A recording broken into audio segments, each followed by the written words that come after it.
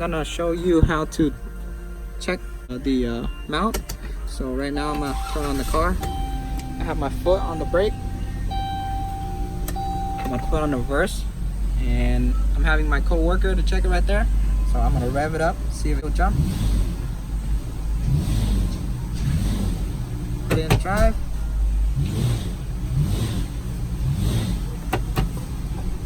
Put it in reverse. 2014 3.6 Chrysler. I'm replacing the engine mount. This is on the passenger side. This is how it looks like. I took out the air box, and the mount is right here. Here is the part number for the mount, right here. So we have the two 13 millimeters holding it, the 16 millimeter, and the one in the back, one right here. So before you shoot the engine mount out, put the jack under the oil pan. You can see I put the jack with a piece of wood under the oil pan to support the engine. There's another 216 on the bracket right here. This one and this one right here. So I got all the bolts out. The brackets are coming out. You can see that the engine kind of it lowered itself a little bit, but I have the jack under there to support it. Later, when I put the mount back on, I'm gonna jack up the engine a little bit. Here's my new one. Here's my old one. You can see the engine mount is cracked. And I'm gonna swap this wire over to the same position to over here. I don't know what's it for, but I'm just gonna put it back on the same place. Now I'm gonna put the new one in.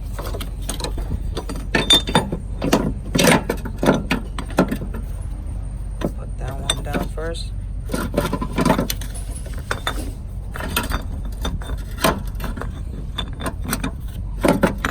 Okay. You can see the bottom mount right here. It's lined up with the hole on the frame. Now I'm gonna jack up the engine a little bit for the hole to line up with the bracket on top.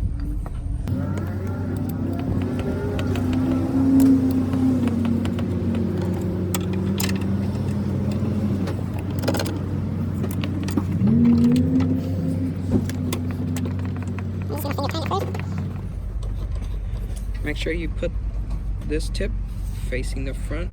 This is for the airbox bracket. Now I'm gonna jack up the engine.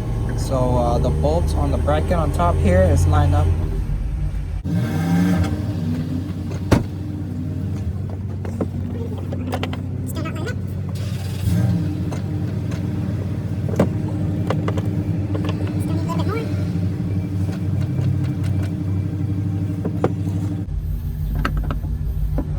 Now that I can see the hole straight, now I'm gonna try to line up the bolt.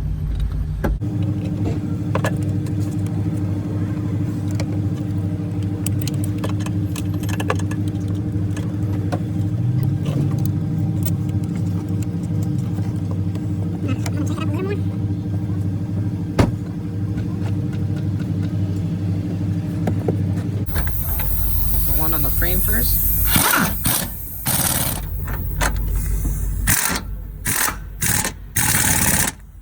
The 13 doesn't have to be too much. It's only a 13. Now I'm gonna tighten these three.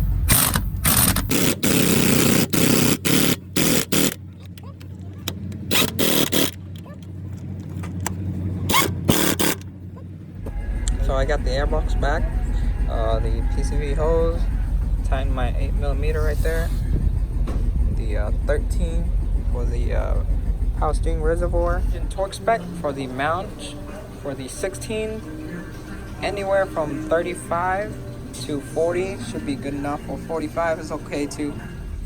So how you can tell the motor mount is bad from before. When I had one of my co-workers turn on the car and then drive, when he revved the car, it kind of lifts up the engine like this. In reverse, it kind of jump, and then if you put it back on drive, it jumps. So So that's how you can tell motor mount is bad. The engine's very jumpy. Now I'm gonna be replacing the front mount. Here's the part number right here, engine mount. This is gonna be right in the front where the radiator is. I have the car lifted up. You can see the motor mount, the front layer is cracked. So right now I have the jack stand to support it. The two bottom bolt holding onto the mount. I saw it over the camera. Yeah, that's pretty bad.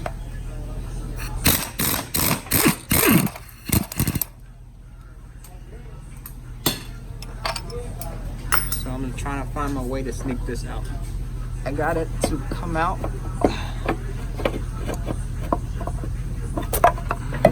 So I had it was like this.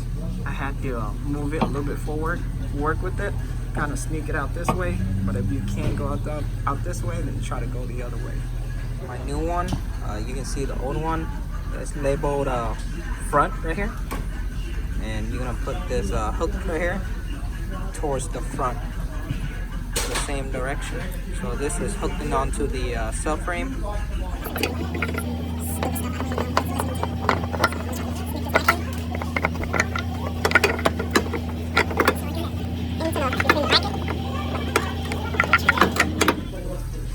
So right now I have it all the way up. You can try to push the radiator cover, the fan right here, towards that side a little bit. And then I'm gonna try to press it down. There you go. There you go. And then you just put the bolt in on the two bottom. Remember the mount has a little bracket, the little notch. So make sure you have it in the hole so it's lined up before you shoot it in. So shoot the top one in. Bottom.